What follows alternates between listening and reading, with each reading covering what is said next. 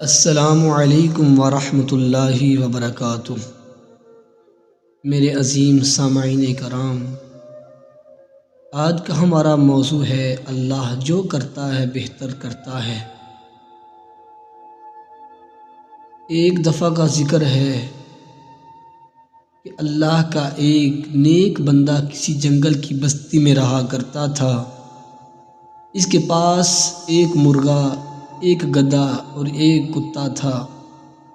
مرغا صبح نماز کے لیے جگاتا، گدھے پر وہ پانی اور دیگر چیزیں لاد کر لاتا اور کتا اس کے مکان و سامان کی رکھوالی کرتا۔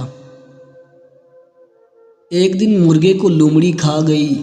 گھر کے افراد اس نقصان پر پریشان ہوئے، مگر اس نیک شخص نے صبر کیا اور کہا اللہ جو کرتا ہے بہتر کرتا ہے۔ تھوڑے ہی دن گزرے تھے کہ بھیڑیا آیا اور گدھے کو چیر پھاڑ ڈالا۔ اہل خانہ نے غمگین ہوئے، لیکن اس نیک آدمی نے پھر یہی کہا کہ اللہ جو کرتا ہے بہتر کرتا ہے۔ پھر کچھ عرصے بعد کتا بیمار ہوا اور بیمار ہو کر مر گیا۔ اس پر بھی اس نے یہی الفاظ دہرا دیے کہ اللہ جو کرتا ہے بہتر کرتا ہے۔ کچھ روز کے بعد یکا یک دشمنوں نے جنگل کی اس بستی پر شب خون مارا، یعنی رات میں حملہ کر دیا اور جانوروں کی آوازیں سن سن کر گھروں کا کھوج لگایا اور سب کا سب مال گھر والوں کو قیدی بنا کر لے گئے، مال بھی چھین لیا، سب کچھ لے گئے۔ وہ جو نیک بندہ تھا، نیک شخص تھا، اس کے گھر میں کوئی جانور نہیں تھا جو بولتا، جس سے وہ کھوج لگاتے۔ کافی اندھیرا تھا، دشمنوں کو ان کے گھر کا پتہ ہی نہ چل سکا، اور وہ اس طرح اس آفت نگہانی سے محفوظ رہا۔ اور یوں صبر کے ساتھ ساتھ اس کا یقین مزید مضبوط ہو گیا کہ اللہ جو کرتا ہے بہتر کرتا ہے۔ اللہ اکبر کبیرہ۔ میرے عظیم سامعین کرام، اس حکایت سے درس ملتا ہے کہ جب بھی کوئی بیماری، پریشانی، بے روزگاری وغیرہ آزمائش آ پڑے، ہمیں یہی سمجھنا چاہیے، ہمیں یہی کہنا چاہیے کہ اللہ جو کرتا ہے بہتر کرتا ہے، کیونکہ ہر مصیبت سے بڑی مصیبت ہوتی ہے۔ مثلاً گھر میں چوری ہو جائے تو اگرچہ مالی نقصان ہوا ہے، مگر یہی کہنا چاہیے کہ اللہ جو کرتا ہے بہتر کرتا ہے، کیونکہ اگر ڈاکو حملہ کرتے تو شاید مالی نقصان کے ساتھ ساتھ جانی نقصان بھی ہو جاتا۔ یہ بھی ذہن میں رہے کہ بسا اوقات دنیا میں ملنے والی نعمت بہت بڑی مصیبت کا باعث بن جاتی ہے۔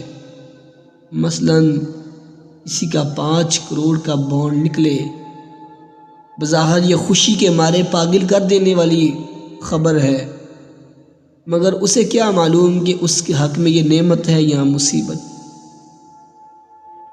آیا اس رقم کے ذریعے مسجد کی تعمیر کی سعادت ملے گی یا اس دولت کے سبب ڈاکوؤں کے ذریعے جان بھی چلی جائے گی؟ کسی کو معلوم؟ کیا معلوم کہ یہ کروڑوں روپے عیش و عشرت میں وسعت کے لیے آئے ہیں یا انعام یافتہ کے لیے، اپنے یا گھر کے کسی اہم فرد کی بیماری کے علاج کے لیے پہنچے ہیں۔ اللہ اکبر۔ جی ہاں، ایسا ہونا ممکن ہے۔ چنانچہ اس ضمن میں ایک اور حکایت سامنے آتی ہے۔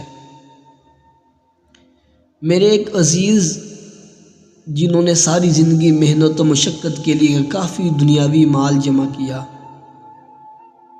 اور اب وہ ایک بڑی فیکٹری کے مالک ہیں، انہوں نے ڈاکٹروں نے علاج کے لیے جگر کی تبدیلی کا مشورہ دیا، جس پر کم و بیش 75 لاکھ روپے کا خرچ متوقع ہے، جس کے لیے وہ بیچارے برسوں کی محنت سے قائم کردہ فیکٹری بیچنے کی ترکیب بنا رہے تھے۔ آج وہ بیچنے کا موقع آ ہی گیا۔ اس عبرتناک حکایت پر غور فرما لیجئے۔ جب انہوں نے کام کی ابتدا کی ہوگی اور کاروبار ترقی کے زینے طے کرنے لگا ہوگا تو کتنی خوشی حاصل ہوئی ہوگی، مگر انہیں کیا معلوم تھا کہ یہ لاکھوں روپے اپنے جگر کی تبدیلی کے لیے جمع کر رہا ہوں۔ اللہ اکبر کبیرہ۔ اس پر ایک شیعی مسئلہ بھی یاد رکھیے کہ اعضاء کی تبدیلی جائز نہیں ہے۔ جہاں میں ہیں عبرت کے ہر سو نمونے، جہاں میں ہیں عبرت کے ہر سو نمونے، مگر تجھ کو اندھا کیا رنگ و بو نے۔ کبھی غور سے بھی یہ دیکھا ہے تو نے، جو آباد تھے وہ محل اب ہیں سونے۔ جگہ جی لگانے کی دنیا نہیں ہے، یہ عبرت کی جا ہے تماشا نہیں ہے۔